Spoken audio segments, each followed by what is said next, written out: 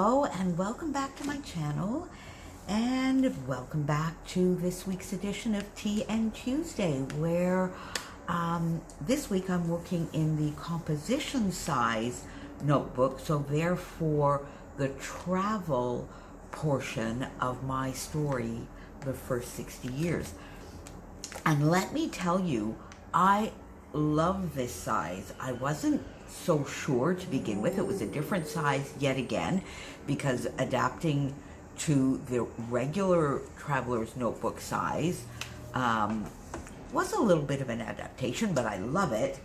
But then this just, I mean, it's a little bit bigger than a 6x8, which I do find a little small, smaller than 8.5 by 11, but it's the same kind, I guess, of real estate per page. Anyway, Beth, composition size notebooks are awesome. So, if you recall, we've already done the title page here, and then we did where I discovered, I guess, my love for travel. Ooh, see, now I didn't know that this was going to stick as much. There we go. Oh, lordy lord, I have to be careful of that with all of my journaling here. We did this one a couple of weeks ago. And this week, so this is a fairly heavily story teller type spread. So if you're here for more of the scrapbooking, for some more intricate pages, scrapbooking with a lot of embellishment and pattern paper, by all means, you can skip this one. It's a very heavily, it's a story. It's more of a story, because what I decided that I would do in the beginning of this book, because here I started about my love of travel, where I think it started, how it started, and the very first little trip that I can recall, although maybe not the first trip I ever took.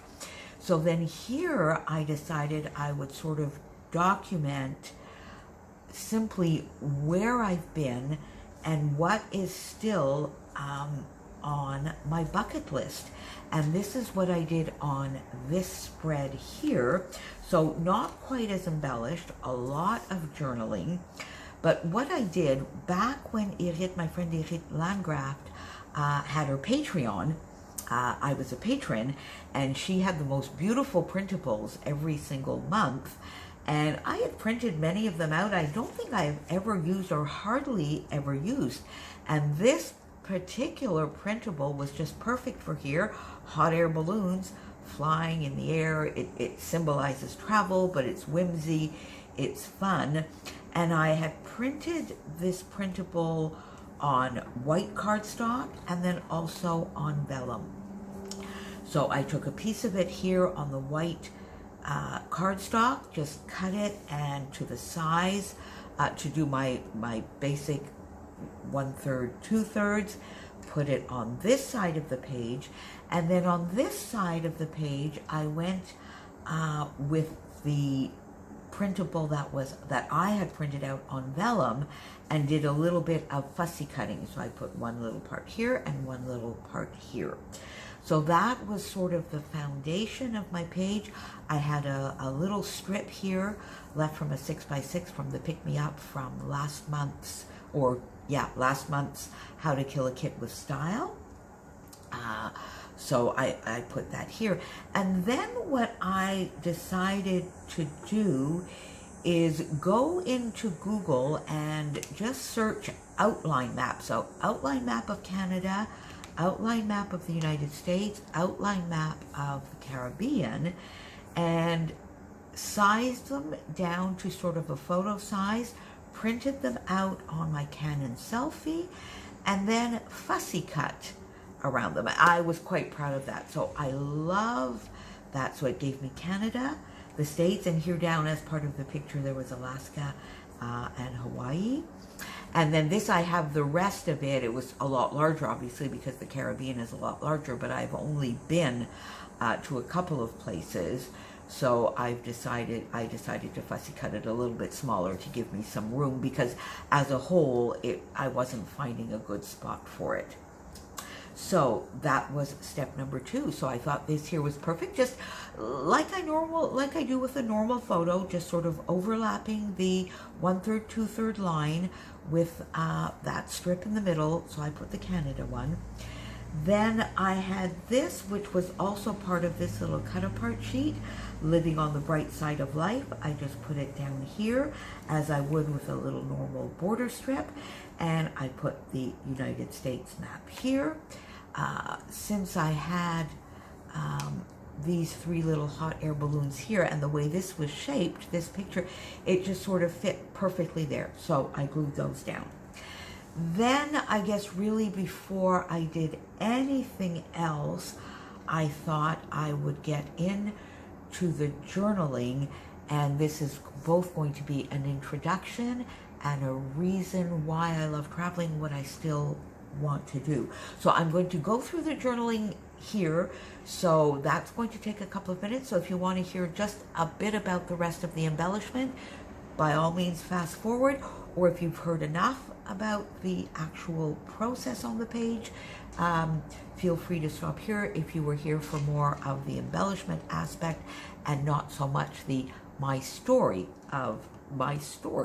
portion of the first 60 years. So I'm so very lucky to have been able to travel as much as I have.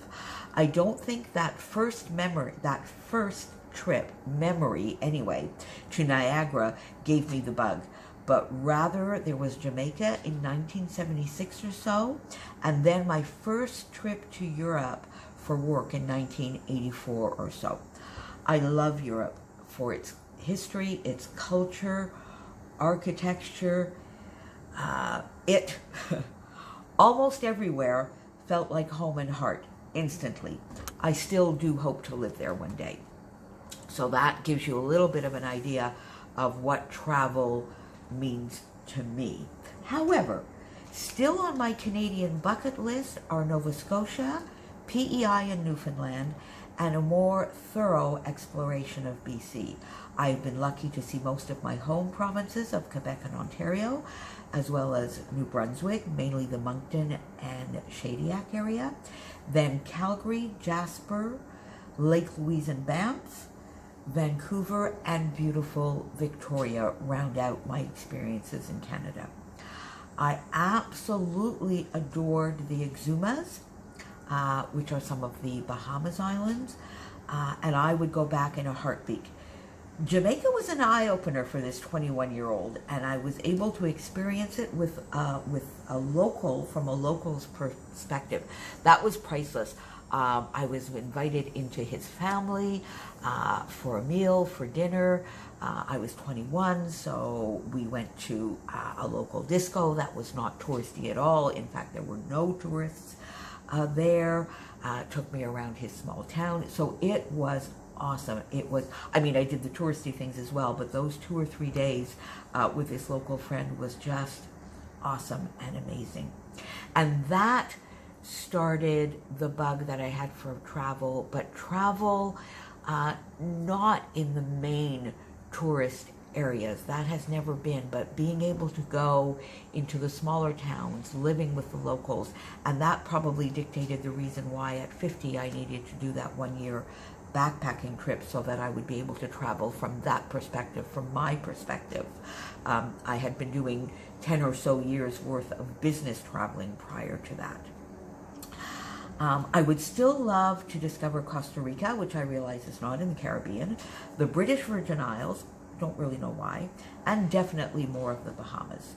As far as the states go, my bucket list includes Arizona for many reasons, and it's been on my bucket list for many, many years, way back when I worked in the aircraft industry, and the program I was working on was a drone.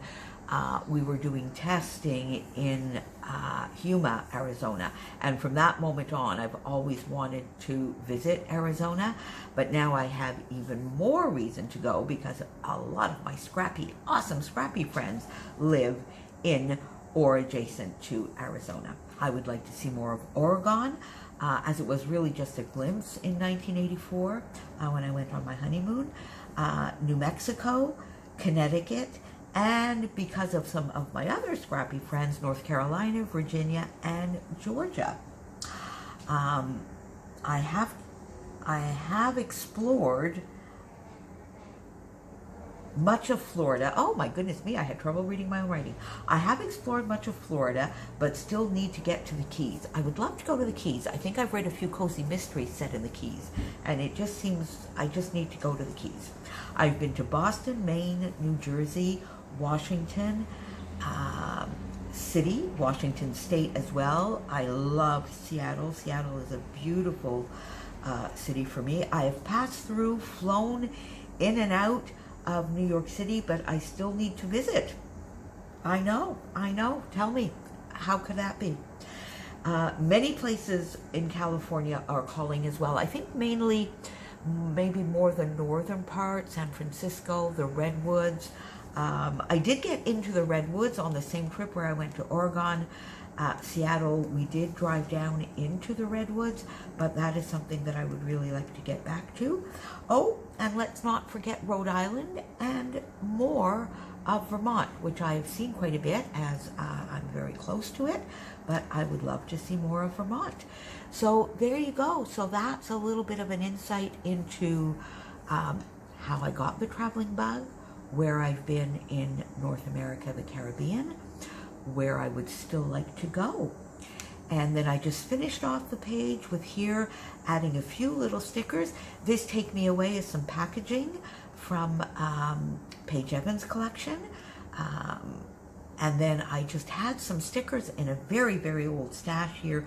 Woohoo, Wanderer, Explore, a little arrow, Let's Go, and then just some little sort of patterns that I added in to fill in the little holes, some enamel dots here and there, a little star sticker to just finish it off, to make it pretty, but mainly journaling heavy.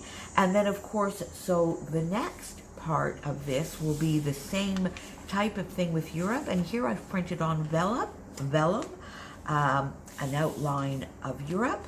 I still need to do that for Australia, and then figure out how I'm going to journal and decorate Europe and Australia. So that should be within the next couple of weeks. So thank you so much for joining me on this journey. I'm having so much fun with this project. It's very, very, very dear to me. And again, as I've mentioned before, and I mentioned on almost every video, I love how some of these are waking up or bringing back some memories for you, how some of you are joining me on this journey. Please don't forget to tag me or to link me to your videos. Tell me, what part does travel play in your life? I think I've asked this question before, but if you do travel, what kind of traveler are you? Do you like to go off the beaten path? Do you prefer going to the big cities, out in nature? Do you like discovering the culture, so going a lot to the museums, or more the outdoor? What kind of thing dictates your travel? Talk to you again soon, and I will see you next week for another edition of TN Tuesday. Bye. Thanks for being here.